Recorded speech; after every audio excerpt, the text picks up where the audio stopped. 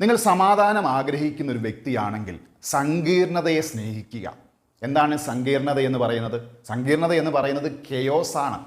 അതായത് എല്ലാ വിധത്തിലുള്ള ക്രിയേഷൻസും നടക്കുന്നത് കെയോസിലാണ്. കെയോസ് എന്ന് പറയുന്നത് സങ്കീർണതയാണ്. ആ സങ്കീർണത എന്ന് പറയുന്നത് ഇരുട്ടാണ്, അത് ഒരു പെയിനാണ്.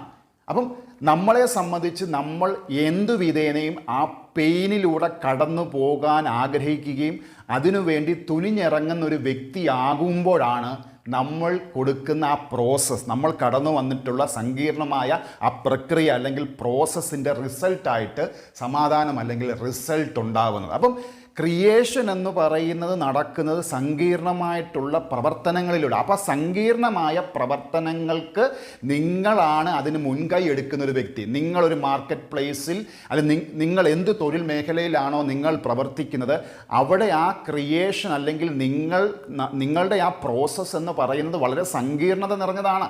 നിങ്ങൾക്ക് മാത്രമേ ആ പ്രോസസ്സ് നിയന്ത്രിക്കുവാനായിട്ട് കഴിയത്തുള്ളൂ. അപ്പോൾ ഇതിൻ്റെ റിസൾട്ടിനെ നമ്മളല്ല നിയന്ത്രിക്കുക. റിസൾട്ട് എന്ന് പറയുന്നത് ഹാപ്പിനെസ് ആണ്, റിസൾട്ട് എന്ന് പറയുന്നത് ഗ്ലോറിയാണ്, റിസൾട്ട് എന്ന് പറയുന്നത് ഫ്രൂട്ടാണ്.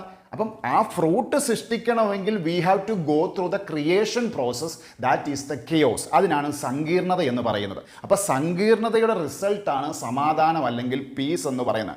അപ്പം നമ്മൾ ആ സങ്കീർണതയിലൂടെ കടന്നു പോകണം. അത് എന്ത് വില കൊടുത്തു ആ സങ്കീർണതയിലൂടെ നമ്മൾ കടന്നു പോകുമ്പോൾ ആ വേദനയിലൂടെ ആ പെയിൻ പോയിന്റിനെ അഡ്രസ്സ് ചെയ്ത് കടന്നു പോകുമ്പോഴാണ് അതിന് റിസൾട്ടായിട്ട് സമാധാനം അല്ലെങ്കിൽ പീസ് ഉണ്ടാവുന്നത്. അപ്പോൾ സങ്കീർണത ആഗ്രഹിക്കുക, സങ്കീർണതയെ സ്നേഹിക്കുക. ആ സങ്കീർണതയിലാണ് ക്രിയേഷൻ ഉണ്ടാവുന്നത്.